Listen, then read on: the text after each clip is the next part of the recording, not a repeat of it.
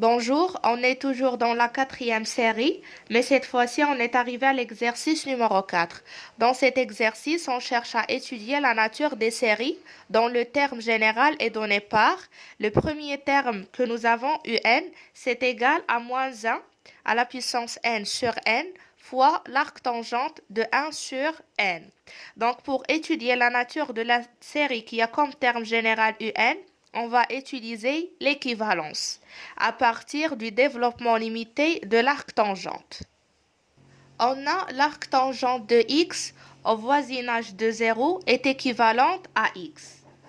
Pourquoi? Parce que à partir du développement limité, on a l'arctangente de x au voisinage de 0 à l'ordre 1. Le développement limité, c'est égal à x plus x fois petit epsilon de x, avec petit epsilon de x tend vers 0 lorsque x tend vers 0. Donc, en calculant la limite de l'arctangente de x sur x, on trouve que c'est égal à 1. Donc, l'arctangente de x est équivalente à x au voisinage de 0. Maintenant, dans notre situation, on peut remarquer que si n tend vers plus l'infini, alors 1 sur n tend vers 0. Donc, on peut poser x égale à 1 sur n et appliquer cette relation. Donc, on obtient que l'arctangente de 1 sur n au voisinage de plus l'infini est équivalente à 1 sur n. Voilà, maintenant on a quand n tend vers plus l'infini, 1 sur n tend vers 0. Donc l'arctangente de 1 sur n au voisinage de plus l'infini est équivalente à 1 sur n. Mais dans le terme général un, nous avons moins 1 à la puissance n sur n fois l'arctangente de 1 sur n. Donc on va utiliser la valeur absolue pour simplifier le moins 1 à la puissance n. Et on va utiliser le résultat suivant.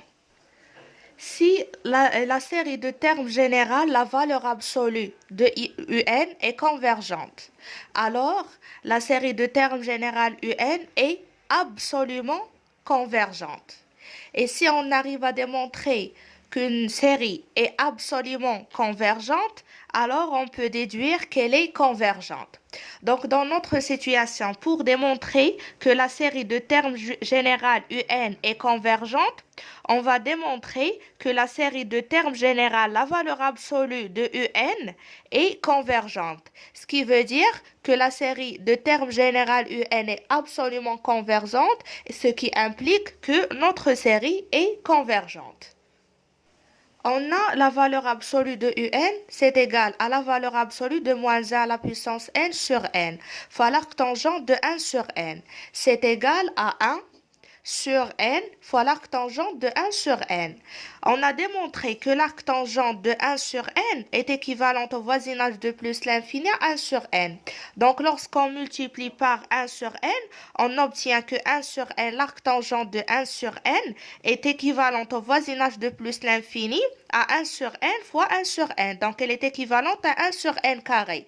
Alors, les deux séries ont le même résultat, c'est-à-dire ont la même nature. Si cette série est convergente, alors la valeur absolue de un l'est aussi. Et si elle est divergente, alors la valeur absolue de un est divergente aussi.